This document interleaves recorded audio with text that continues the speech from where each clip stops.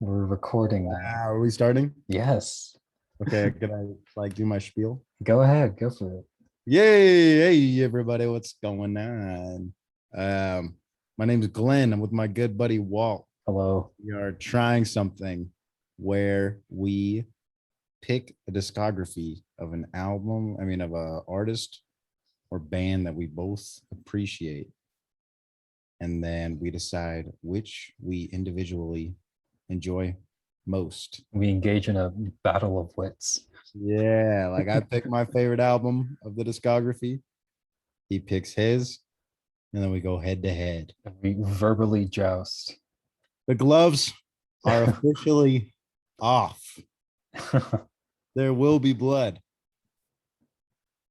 I didn't explain that well, but I think you get the gist of it. We're just going to talk about our very favorite albums between So, the two of us.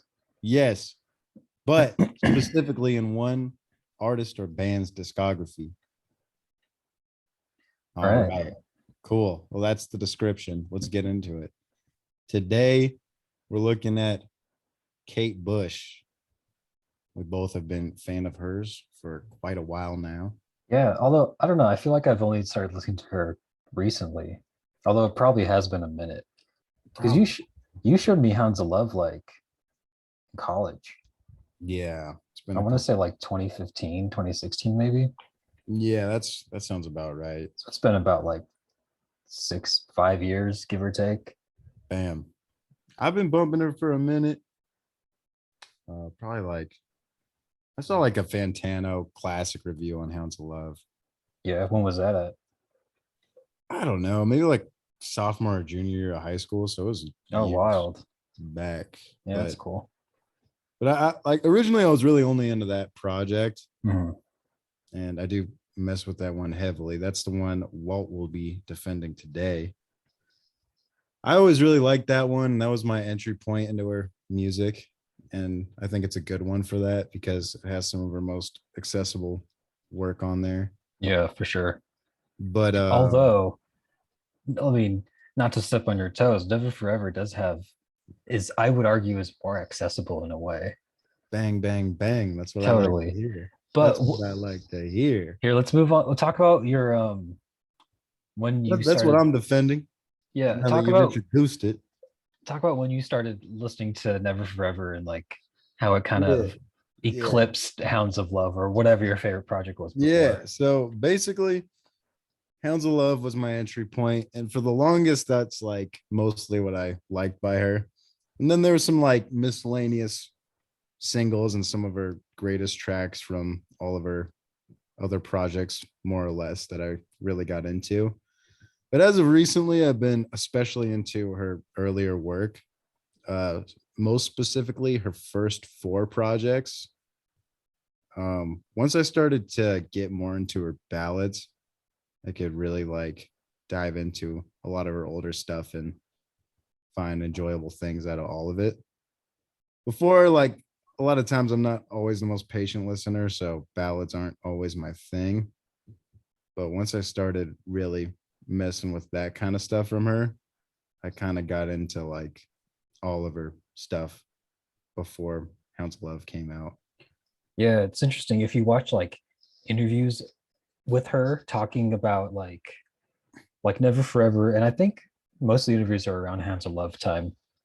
But she talks about how like she was in the English club circuit and like playing like probably like 8 hours a night, 5 hours a night, like really long hours, and dealing with rowdy crowds. And it's interesting taking that tidbit and applying it to her previous work when they would have been playing all that stuff live. Like we Yeah. like we watched that Christmas special, and it Yeah. had a whole complete live band, and like it was a completely different vibe from the record. Yeah. The Christmas special mostly had material from her first three albums. Yeah, Not too much Never Forever stuff.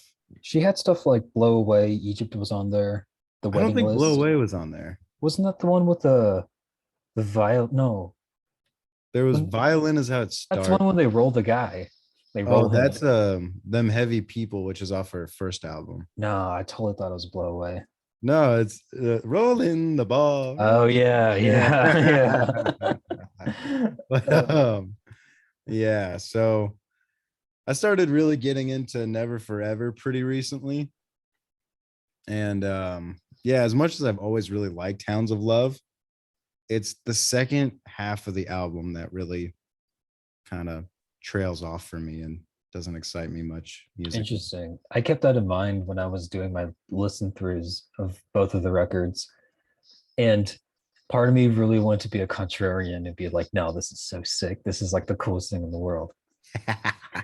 But the last like two or three songs on Hounds of Love really fall flat for me. They're just like they're a little meandering in a way Yeah. and a little drawn out, I feel. I feel like a lot of the ideas presented on the second half, if they were like half the time, Yeah, that's it how I would, feel yeah, too. If they were more totally. interlude or like just like seamlessly transitioned Yeah. songs that were similar to the first half. It's But weird. It's like she tried to do like a double LP, but didn't have the material to like pull it off. You know what I mean? yeah, well, it's just weird because the first half are like just straight up fucking super straightforward songs. Yeah. And And they're then like the second they're half hits is, too. yeah. And then the Like second half, bangers. yeah. And the second half, she kind of goes like, it's a cool direction. And it's kind of like Pink Floyd esque, I'd say. Yeah, definitely. In my And notes, I made note of that. yeah, and that's like, that's cool. But at least with Pink Floyd, I mean, there is a lot more like atmospheric instrumentation. I That's feel like my hunches were comparing this to The Wall or something similar. yeah, I feel like with those kinds of things, especially with Pink Floyd's work, a lot of it is highly conceptual across the whole track listing. yeah, Versus this one, the front half is loaded with hits and bangers and whatever her arena stuff, yeah. and the second half of the album feels like what she originally wanted a whole album to be about, but was like, fuck it, just tack it on the ending. You know what I mean? Yeah, 100%. And Yeah. it's kind of awkward. And I think when it's like, especially like very noticeably awkward, is like the transition into the second half is pretty solid Yeah. because it is kind of a straightforward ballad. Yeah. And the first like two tracks into that transition, I don't know what the initial track starts it, but the one after it is Under the Ice, I think. Yeah. So it's in Dream of Sheep and then Yeah. Under the Ice. Yeah. After Under the Ice is when the whole like concept for the second half falls apart for me. I do like Under Yeah. the Ice. I think it's a neat little like interlude type thing. Yeah. No, they're all cool. I think they're all pretty like interesting and entertaining to an extent.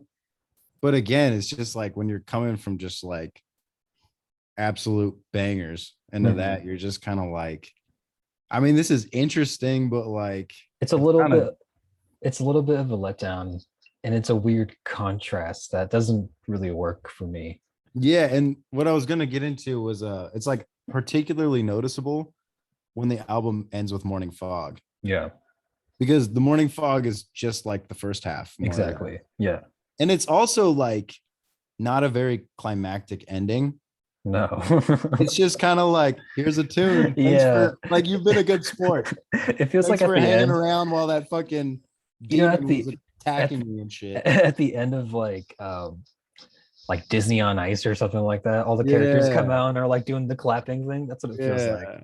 It's a good song though. I kind of like dun, dun, dee, da, dun, dun, dee, dun, dun. um, But it's like if you compare that to fucking what breathing, See, that song's fucking I nuts. think both albums suffer from the same problem where their Heck second, no. yeah, totally, where their second half is a little lackluster compared to the opening. What? Totally, man. What? The only redeeming quality for Never Forever is Army Dreamers.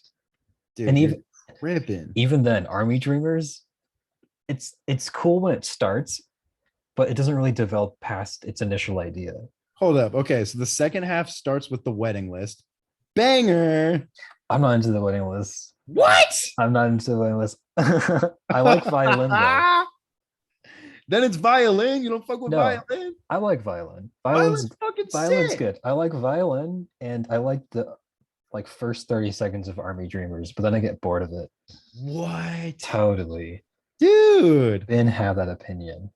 The Infant Kiss is the only one that doesn't do that much for me, but I think it is a solid ballad and it has a weird concept. I'm Night Sentence Stock. Well, Night Scented Stock is only 51 seconds long and serves as a fucking awesome transition into Army Dreamers, which I think is one of the greatest moments on the album, period. really, 100%. I disagree. I think it's the same thing as Hounds of Love, where the first everything up until Egypt for me is like super cool. And then once the wedding list comes by, I'm just not into it anymore. Dude, I think the wedding list is fucking awesome. I don't know what's it's something about it. It feels too show tuney to me. Does it I'm, like not bring in the hook enough for you? I guess so. Because there's a lot. This is the thing with this album, particularly. I Yeah. think the songs on Hounds of Love are more straightforward. I think the songs on this album are a bit more like dynamic and have a lot of different parts to them.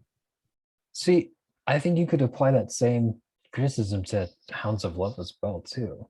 Yeah, you know what? I mean, there are like kind of like you said, like the arena sort of outros and stuff. Yeah. Like where the drums sound all big and shit. Yeah. You'll slap some guitar on it and They're in slapping bass. For some reason, Kate Bush loves slap bass. It's really funny. that's lit. I get it. Like listening to Hounds of Love and Never back to back. There's so many tracks have slap bass on it. Dude, I'm kind of disappointed you don't fuck with the wedding list though. Really? I Did we think it's a watch? dope concept. It was One, in the like, Christmas special, right? yeah. Yeah, I didn't fuck with them back then either. In the Christmas special, the album version's better.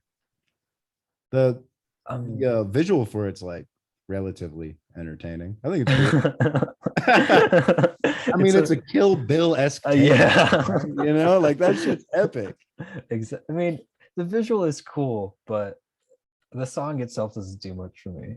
What? I think she goes so crazy on the hook, and the guitar with it is fucking rad. Hmm, I that's all think right. one thing that I like about her on this album compared to Hounds of Love is I think she's a lot more like fiery Hmm. and has a lot more attitude. See, I think that's that's highly prevalent on that track and violin I specifically. think that's a difference between you and me because you've always kind of gravitated towards that kind of like music in general. That's fair. And me, I'm all you know me, I like lush things. You Yeah. know, Yeah. I'm No, all about that kind of stuff. Which I'm all makes about that bass no treble, man. I'm a huge Megan Trainor fan. I'm trying to do that next episode. dude, one of the I don't know if you remember the track, but after Waking the Witch, watching you without me, I never really paid attention to that track before listening to it, and I really like it. It reminds me a lot of Dahlia's, where she kind of like mumbles Oh stuff. yeah, yeah. I know which one you're talking about. Yeah, yeah, That was one of the only ones I kind of liked, yeah. Same. but I would rather listen to Dahlia's by far. I think it's No, I go think ahead. I think that one's a little too breezy. for me. Dahlia's or No, the other one. the other one? I don't know because I only listened to it. I just listened to Hounds of Love yesterday. That's a da da da da Yeah, da da yeah, da da da da da da. It's cool, but it's just a little too like I could see it. It suffers from the same problem that the later half of the album does, where it just kind of like presents its thing and like nothing else happens. yeah, you're like, all right, this is fine. But Yeah, Delius is so much more hooky yeah, exactly. and it's also more concise. Yeah, it's just a pretty short song, I think. And if you're like, if the second half of the album is like suffering from Mhm. that more or less, where it's not like they're kind of interesting moments, but nothing all that memorable ultimately, Yeah, I then it's was kind of like, yeah, this is good, but like, I don't even know if I needed this much of a break from what was happening. And I don't think it's a very good break because it's yeah, also having similar flaws. I was reading the Wikipedia page for Hounds of Love, and apparently she intended the second half of the album to be it's called an Arthurian poem. I don't really know what the context is. I'm assuming it's kind of like, Canterbury Tales. Wait, but there's a poem on the Jig of Life. Is it specifically talking about that or like No, the second it's half? the whole second half. What the fuck? Dude, it's weird. But you know the Canterbury Tales, right? No, You never read that? no, Really? no, I can't read. Oh, damn, dude. Yeah, I've been Like trying to like sound out basic vowels and shit, and it's you been just difficult. you gotta get hooked on phonics, friend. Yeah, I'm down. Oh, well, anyway, Canterbury Tales. It's a whole collection of like tales from everyone in the entourage going to Canterbury. So you have the story of the knight and the story of the nun and the story of the monk. And as you read all the stories, you get a sense of like what the world is like and like what the whole group story is and like the Oh, plot. okay. Yeah. And so the second half of the album was supposed to be kind of like that, where every single song is its own like self-contained tale or whatever. So when you think about it in that context, the meandering parts kind of make a lot of sense, where it's supposed to be like a standalone thing, but in the context of the whole album, it's just like cut that in half. Yeah, my issue with it is I don't know. I mean, I never really like tried too hard, Mhm. but I can't really follow what's totally going on. Like concept wise.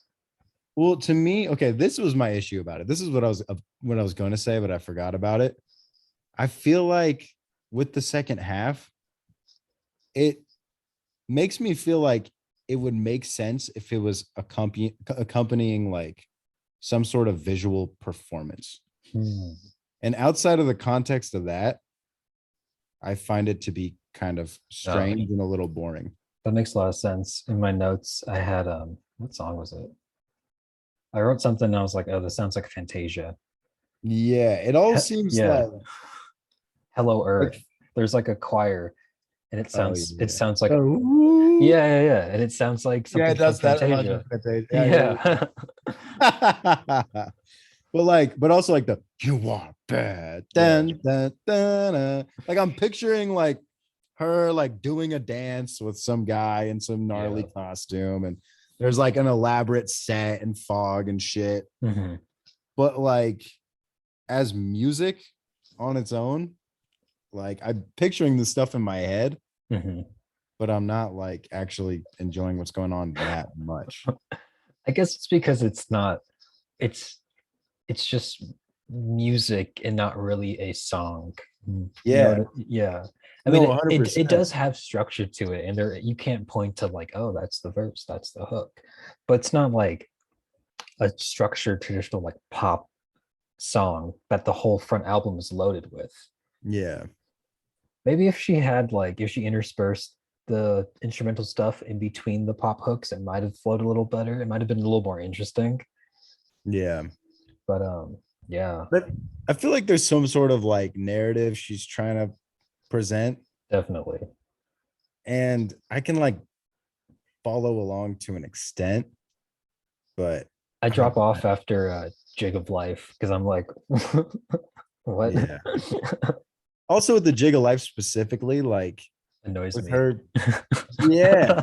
And her diving into like Celtic and like Irish music and shit, she's done that way more interestingly in the past in a Yeah, way where she like has her own spin on it. exactly. This is just a straight up Celtic Irish shindig. Yeah, Hold down. motherfucking shindig, for Christ's sake. Jesus. A But goddamn shindig. I mean, I was river dancing, don't get me wrong. I couldn't help a river dance, yeah, but it's just too it's too much.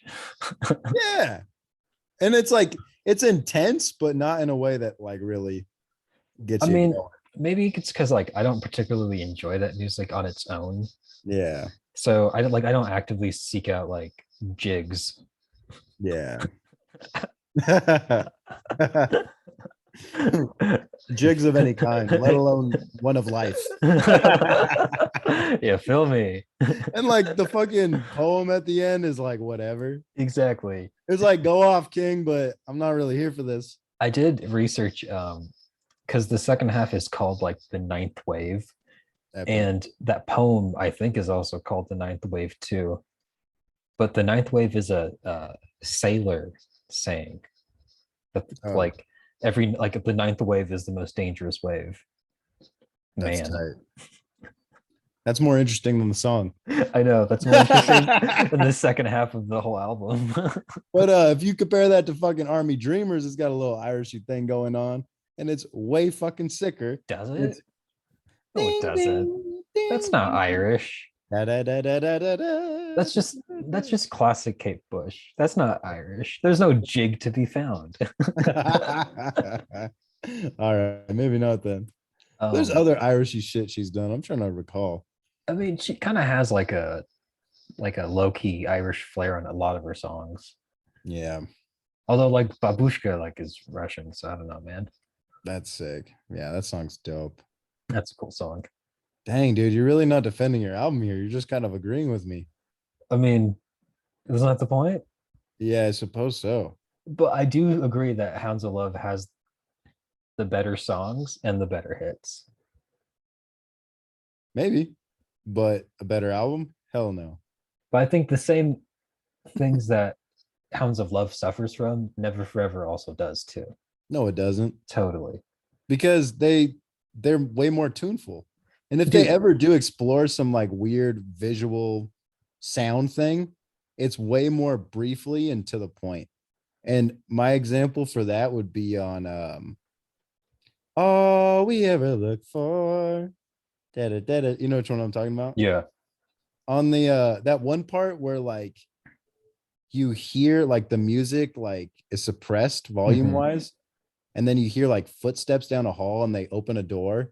Or they And open to like different things. yeah, and then but when Yeah. they close the last door, it's like ba, da, da, da, da, da. Yeah. Like it like works musically in a way It's that's kind of interesting. that's fine, but the whole entire for me at least, once the wedding list happens, or even after the wedding list, maybe after violin, is when the album pretty much falls off for me. Yeah, but okay, so violin. After that, there's four more tracks. The Infant Kiss, maybe my least favorite, but I think it's an effective ballad. I like the way it builds. I think it's still a pretty interesting song. There's cool I vocal layers. I think I don't know if there was I wrote synth on it or something. What was it? My notes. Yeah, I just the infant kiss and night scented stock, I'm just not into at all. To me, Night Scented Stock is only 51 seconds long.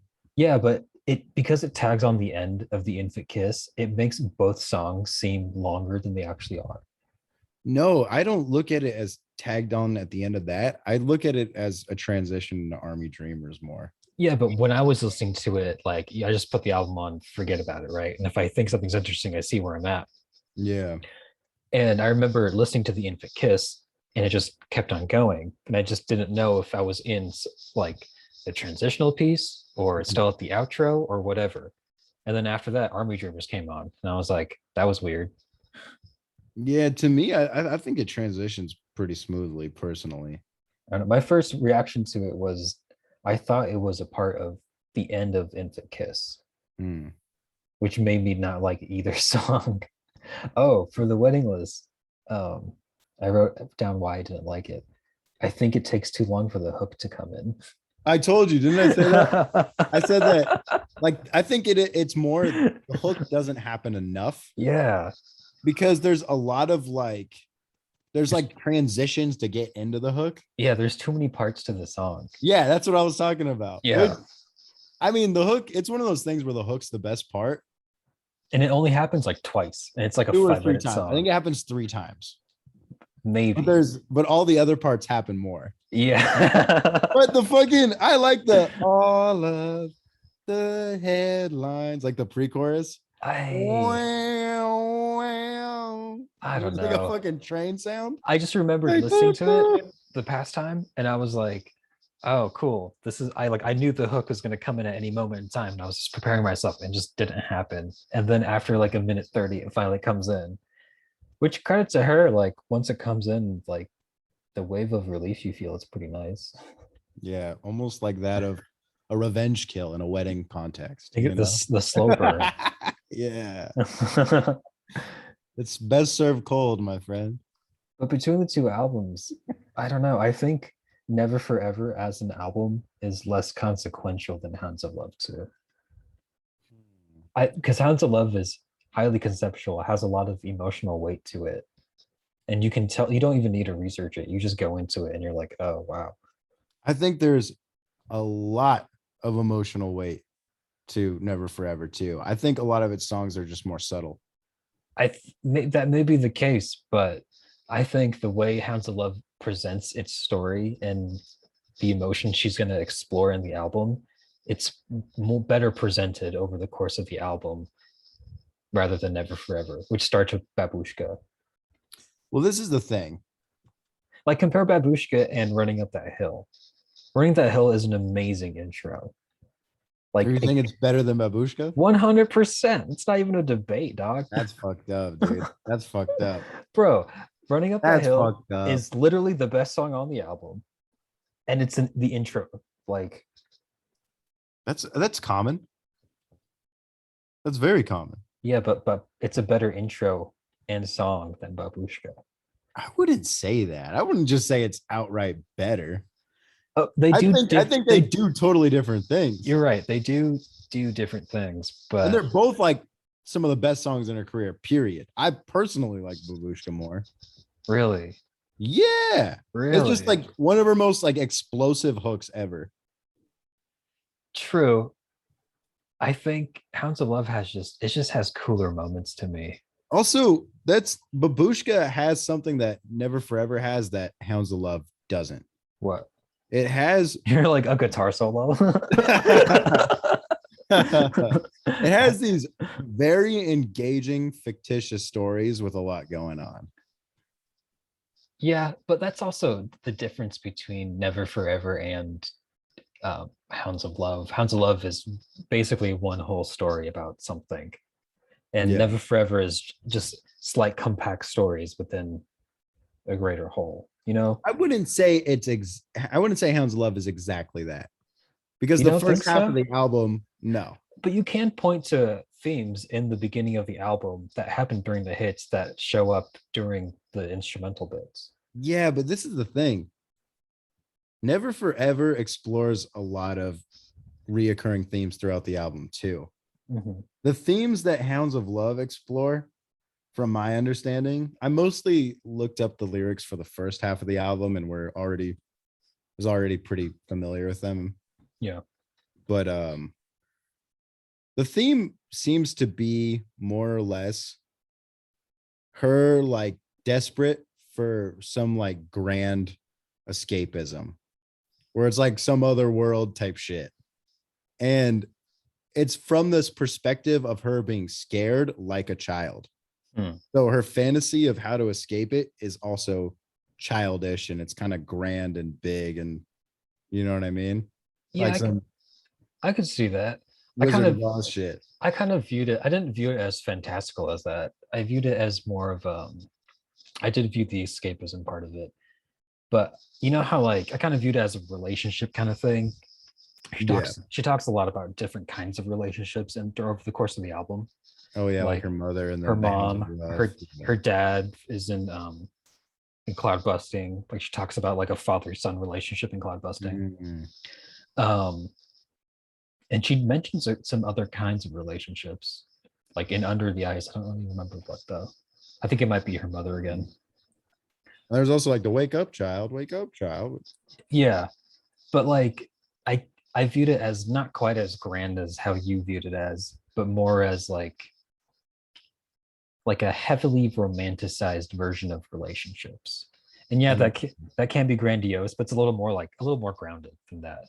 yeah. Because she does talk about like, um, I mean, she does link like dreaming to being under the ice, or she talks about sleeping a lot. and like Yeah. waking up. And I feel like those are kind of tactile things, but are still nebulous in a way. Yeah, that's true. But I'm going to be honest with you, like I picked up on some things on Never Forever, but I feel like a lot of the songs are self-contained. Like, how do you parse Army Dreamers? Where does that fit? Well, I You know what I think mean? the album explores a lot regarding life, death, and relationships, and the Mhm. relationship with her mom. And it ties them all together Yeah. on different tracks.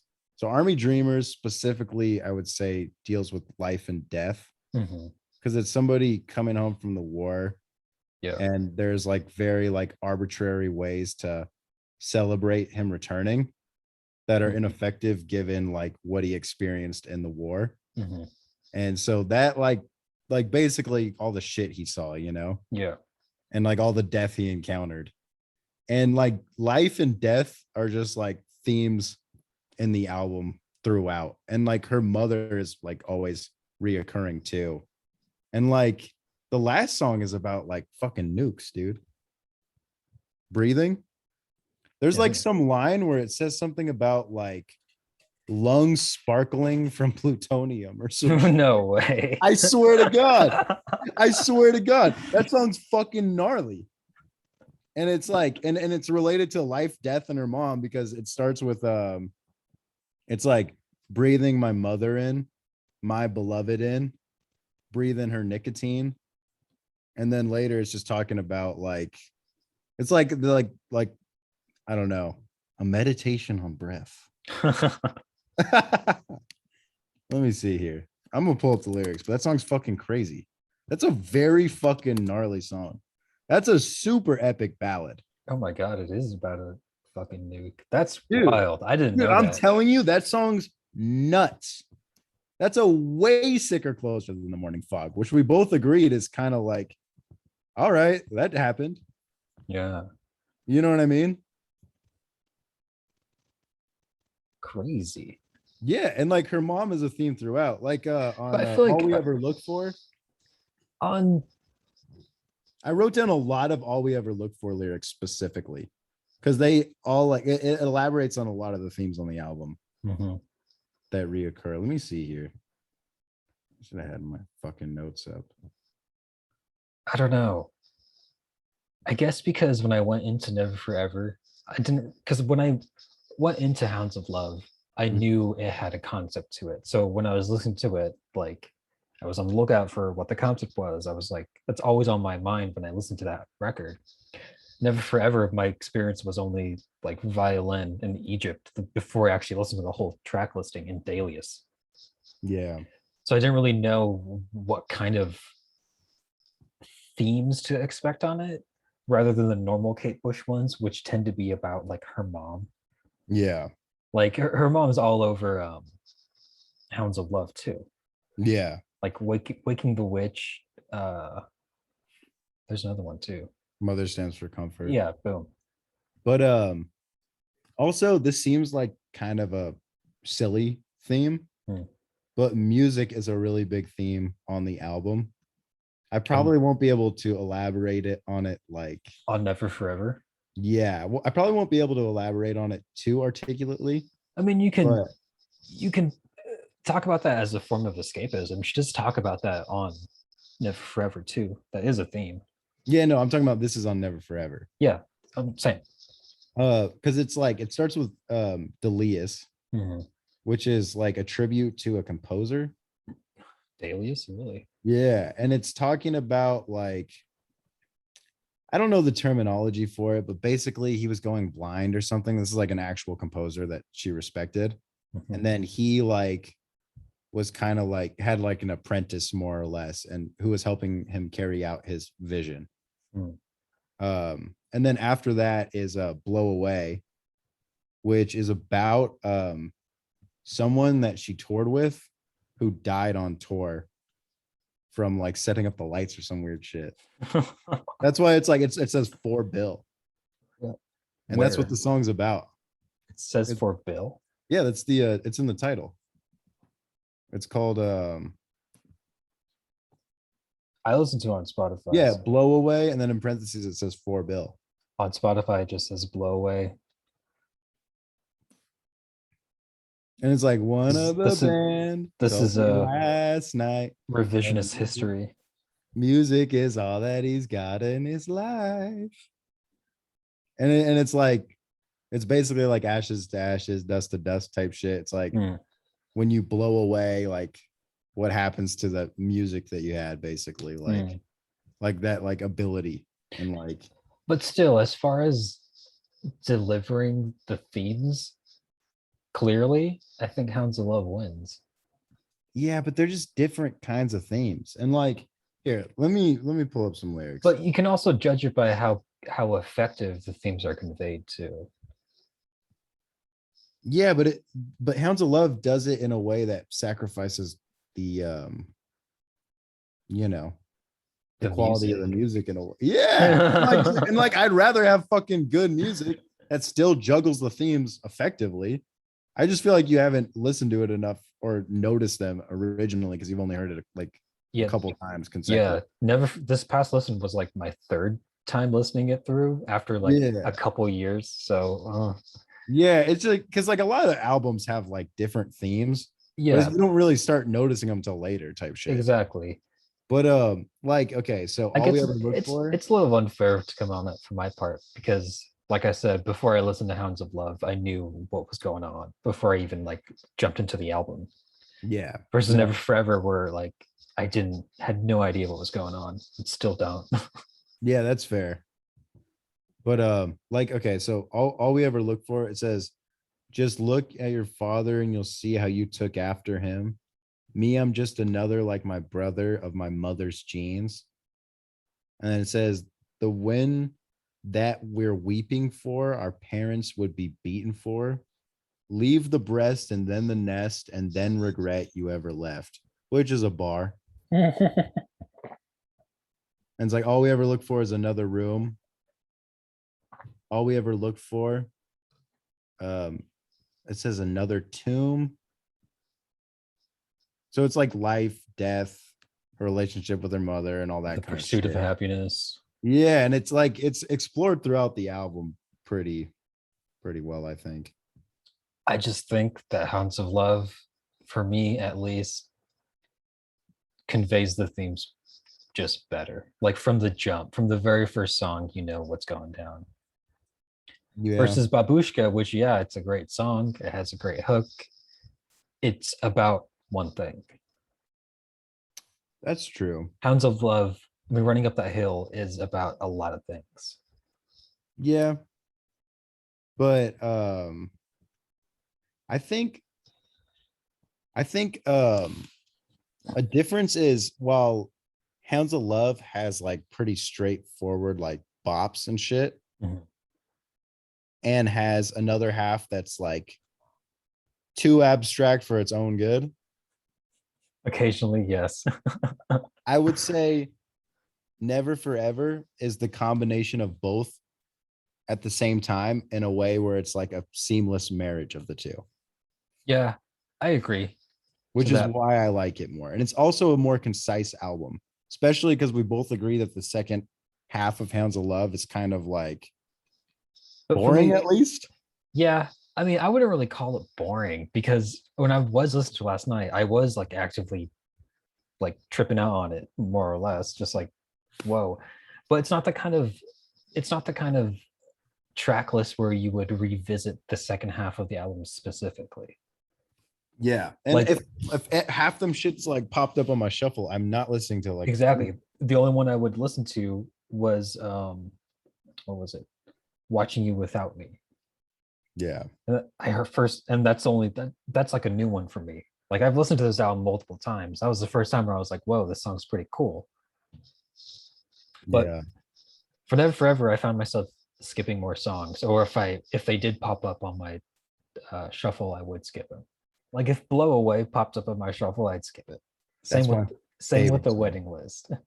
Blow Away is my favorite song by her. And I would listen to the first half of Egypt and then I'd skip it. What? Dude, Egypt, I realize this. It lasts too long. Dude, it's fucking epic. It's by the time the song ends, there's a gigantic synth solo. But she has like a cool build up to it. No, And it is cool. ah, It is cool. the drums and shit. But oh man, I forgot the synth solo existed on my And past she's like listen. wailing on that shit. It's I like, don't know. I guess a lot of my problems with Never Forever is that I feel like a lot of the tracks themselves are a little too long. Just like disagree. like they did like four hooks when they could have just gotten away with two and it would have been a Hold stronger up. impact. Something Hold like up. that. Babushka 320. Delius 251. Blow Away 333. These are not long tracks. All we ever look for is almost 4 minutes. That's kind of long. What about Egypt? 410. That's That's not that that's long. long. That's long. You feel 4 minutes. Yeah. The wedding Wedding list. List 415. Wedding List is particularly dramatic though. I think the wedding list is the most noticeable one, part because, like we said before, the hook takes forever to come in. So far there's only two long tracks. Egypt 410, The Wedding List 415, Violin 315, The Infant Kiss 250, Night Sentence Stock 51 seconds. You might as well Army say Dreamers under 3 minutes. you might as well say the infant kiss is 3 minutes. You might as well just lump night scented stock in with it. They're the same song. I would split Night Sentence Stock with Infant Kiss and Army Dreamers. What? Because you say it's more of an extension of Infant Kiss. Yeah. I say it's more of a fucking transition into Army Dreamers. And that's where we differ. Yeah, I mean, the end result is still the same, I guess. Yeah, so I'd say because it's kind of a draw there, we'd split it up. All right, let's agree to disagree on that one. No, let's get fucking 25 seconds to Infant Kiss, 25 seconds extra, and then 25 extra to Army Dreamers. So we're looking at 320 Army Dreamers, and we're looking at wait, I forgot what I was doing here. 25 seconds. You were dividing night scented stock between Infant Kiss Yeah. and Army Dreamers. So let me see here. Okay, and then it's 315 Infant Kiss. Still short songs at the end of the day. And then Breathing's long, but it's a fucking epic ending. You can make that okay. I'm looking up the times for Hounds of Love, and there are one, two. There are three longer songs, about the same amount. What do you mean? Like the whole entire thing, we're saying how my whole complaint was that the songs were too long. Yeah, and there's only like 3 long songs. Okay, but they're still long. But they're not that long. 410 and 415. I think the way they're the structured, ending's long, but I think the way they're structured is makes them drag, at least to me. You know what I think it is too? I think because the instrumentation across the whole project is very consistent. So in a way, it lacks variety on that end. This is the thing though. If you look at the track list, okay, Babushka compared to Delius, I'm going in order. Mhm. Totally different songs. Oh. Delius to Blow Away, totally different songs. Blow Away to All We Ever Look For, absolutely different. Oh, you can say the same thing for Hounds of Love, though. Where I wouldn't necessarily say that, but I'm more you going wouldn't. against your argument. The only thing I will about say, my album. well, my whole entire point by now is that the album itself feels long to me. And I think the reason is because to me, the variety of instrumentation within each individual tracks is pretty lacking between tracks, because every single track is capo piano, electric guitar, bass, drums, because that's what her live band was, right? Yeah. And compare that to Hounds of Love, where the instrumentation is very wildly different between tracks, I would argue. Yeah, but if we're going from Babushka to Delius, okay, instrumentally, those are pretty fucking different. Pretty different. You could also make the same case for Running Up That Hill and Hounds of Love. But this is what I would more say. I'd say musically, there's still a lot of variety on Never Forever, despite like the instruments more or less Mm, being the same. I disagree. I think compared to Hounds of Love has more instrumental variety. And it's different because for the sound for Never Forever, it works because that's like her live band. And it's a more loosely conceptual album. So it wouldn't need a lot of like lavish production because what she is going for is just bops at the end of the day, right? Yeah. Versus Hounds of Love, which is trying to do a little bit more and therefore needs a little more to get what it's trying to do across, especially in the second half. Like if you like the second half is like has more instruments than the whole Never Forever album together. It's stupid and Yeah, boring. that's true. But we don't really like that part. I know, but like you can't discount it just because we don't like it. Like it is a part of the album. Yeah, I guess so. But the thing is, Never Forever is a fucking pretty short album. It's 11 tracks and Hounds of Love is 12. Yeah, but Hounds of Love is like, let me see here. I don't know. Hounds of Love is 47:33. Yeah. Never Forever is 37:16. That's true. I mean, one of the tracks on Never Forever is only 50 seconds. Yeah. So it might as well be a 10 track album. Yeah, more or less, because we More or split less. that up to the fucking 8 and 10, dude. we And gotta they call still weren't even long songs after that. we call Kate Bush and we're like, hey, can you split Night Scented Stock? Just just split the difference. Yeah, 100%. This is a streaming age. You don't need it. Yeah, exactly. Um, I don't know. At the end of the day, if I have both albums in my hand and I had to pick which one I was going to listen to, I'd put in Hounds of Love. You don't think at any of those listens you would experience regret as soon as you got to the second half? I would only experience regret once Jig of Life starts playing. Dude, I love Never Forever. Once those pesky Irishmen come in, I have no problems with Never Forever, really. I find some of the songs kind of annoying, personally. The Wedding List and Blow Away. Dude, the Wedding List has such a fire hook in pre-chorus. I'm not into it. Maybe one of these days, watch. I'm gonna have like a revelation. I'm gonna see the light of God. I'm gonna love it. It's kind of at least a fun story. It's a fun story. I do remember enjoying it better during the Christmas special, simply because it had a cool like visual component to it. Dude, also the fucking outro that after he shot the guy, she committed suicide. It's cool, but like for an eye. I don't know. It wears on me. Yeah, that's fair. No, I get it. Also, I think the production on Never Forever is worse than Hounds of Love. I disagree. But that's a personal thing. I totally disagree.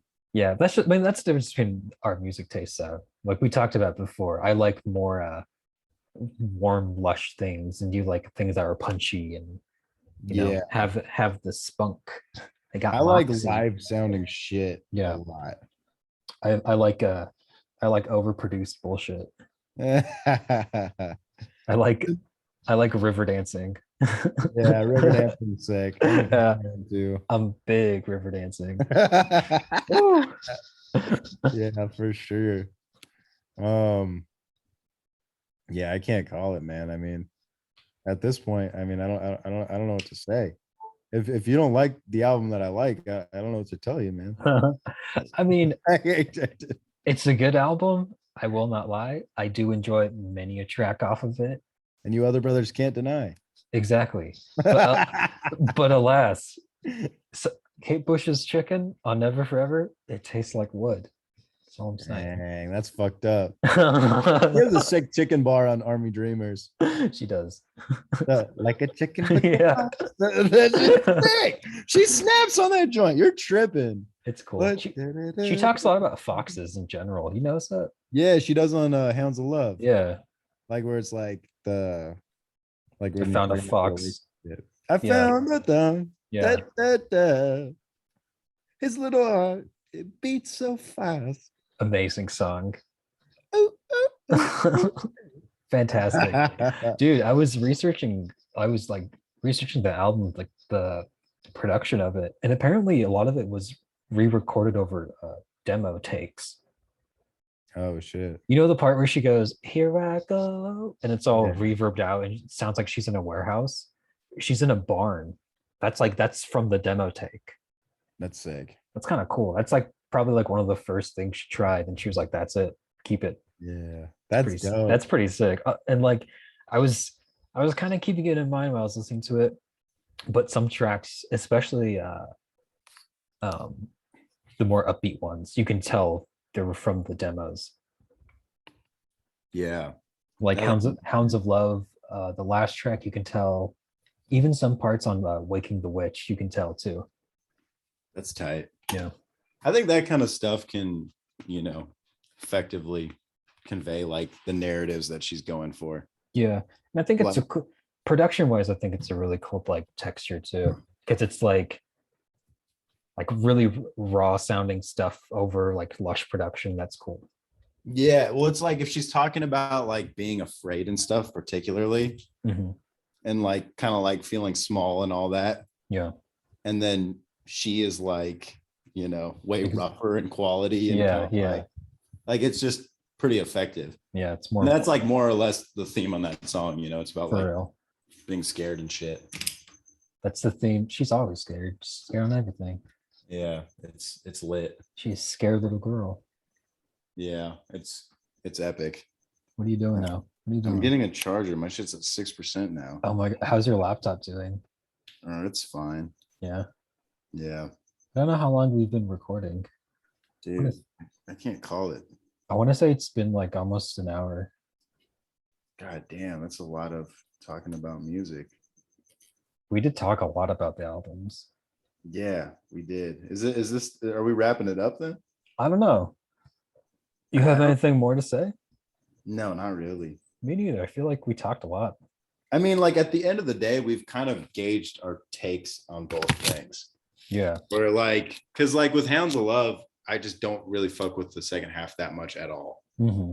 I think it's fine, but I don't think it's all that captivating for me personally. I feel like both of us, if the second half of each other's albums popped up on our shuffles, we would skip a lot of songs off of it. Yeah, but I think you would skip more of the second half of your album than you would Poss- mine. Possibly, but I know like I would skip Wedding List for sure. Okay. I would skip Infant Kiss and Night Set in Stock, even though if I put Night Sent in Stock on my shuffle, why is it even there in the first place? Yeah. Okay. Those three, that's fair. And then maybe Blow Away, depending on how I'm feeling. Yeah. Blow Away is fucking sick. uh, I love Blow Away. I know. It's just a really dynamic, cool little jazz tune. I don't know. Like I'm not into Brody the. dying, That shit's I'm not into that style of music also personally. please don't bump me. Don't that shit's sick. No, that shit's fucking dope. It's I, I don't know. I think it's one of her more interesting ballads. I do think Never Forever is up there for her albums, like rank wise. For me, my rank, top 5 dead or alive. I'm going fucking Never Forever first. Then I'm gonna probably go Lionheart. Then I'm gonna go Kick Inside. Then I'm gonna go The Dreaming. And then just by default, I'm throwing Hands there. I think The Dreaming's better. Not even like The Dreaming that much. I think The Dreaming's gonna grow on me more and more, though. I think that's an interesting album. I don't like The Dreaming. I think it's really boring. Oh, okay. That's fair. I do like Kick Inside, but I wouldn't put it above Hounds of Love. I like Kick Inside a lot. For me, it would have to be Hounds of Love, Sensual World, Never Forever. Man, probably Kick Inside, and then The Dreaming, or maybe Lionheart. I really don't know. I kind of hold Lionheart and The Dreaming on the same plane. Dang, I fuck with Lionheart. That one's been growing on me a lot recently. I I listened to it that one day you sent it to me, and I was just, it was cool. There were some moments where I liked it, but I don't know. It felt too much like I was watching like reading Rainbow or something. Interesting. You know what I mean? Not really. I'm not that familiar with Reading Rainbow. Or like Sesame Street. Interesting. I don't know. I got like a kids public TV show vibe from it. Oh, okay. Huh. And it's not like a bad thing. It was just like, huh, I've never really encountered something that sounds like this. And it's not like your style off rip. Not really. I probably will visit it again and listen to it. And it probably will rub off on me better. I But mean, it's one of those albums that's like, her ballads just take time to grow on me. Like, yeah, 100%. yeah. As a lot of ballads generally do. Exactly. Yeah. Yeah. And And like half of her discography is ballads. So yeah. Also, if going back to Hounds of Love real quick, Mother Stands for Comfort does little to nothing for me. same. I don't think it's a bad song. I don't think it's a bad song, but the lyrics trip me out. They're all right. I think they're a little trippy.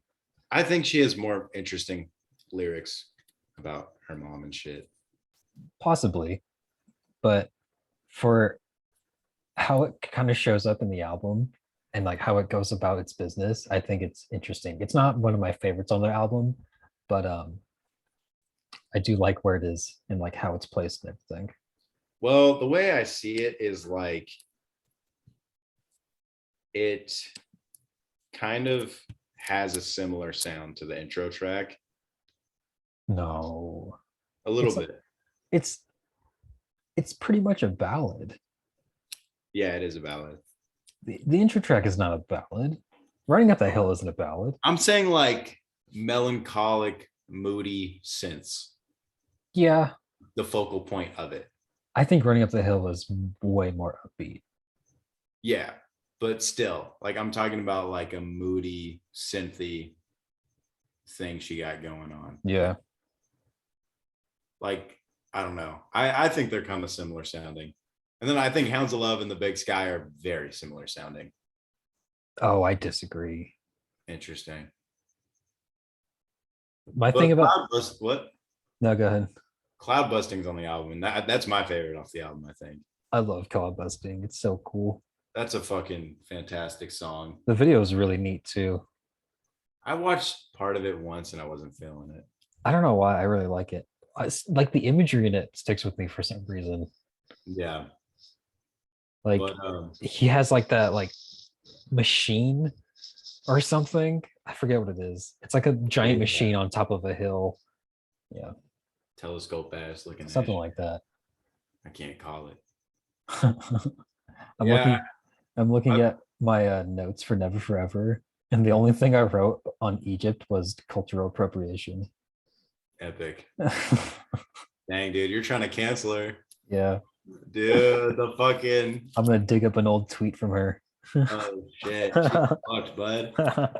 She's done a lot of cultural appropriation throughout her career. And I'm okay with it. Honestly, dude, not really. She does it pretty tastefully. But like even then, I don't really think she's done a lot of cultural appropriation. Like, dude, in that way. Side cover art is like fucking okay, yeah, never mind. Egypt and then fucking I don't know, but I don't know how political we're trying to get here. Yeah, it was that one time she did blackface too. Oh yeah. Up, dude. That was super fucked up. Yeah, during the Christmas special, no less. Like yeah, well, it was supposed to be like coal. It was like a chimney sweep sort of a meme. But like she took a weird like comedic route towards it, or like a 10-deck comedy. Sense. Yeah. Really insensitive. Yeah, Peter Gabriel was Santa Claus. Yeah. Yeah, that was fucked up. I remember that. Yeah, you know what? I mean, never forget, right? The 70s were a different time. So are we wrapping this up because we're making sketch jokes? I think that should it sounds like it. Yeah, I think that's enough. We just make any more jokes, period. Just casually slandering Kate Bush. Jeez Louise, but holy cat, we got to be careful with what we say on these things, huh? All right, I'm gonna I'm gonna stop recording. Was this good? Okay, stop recording.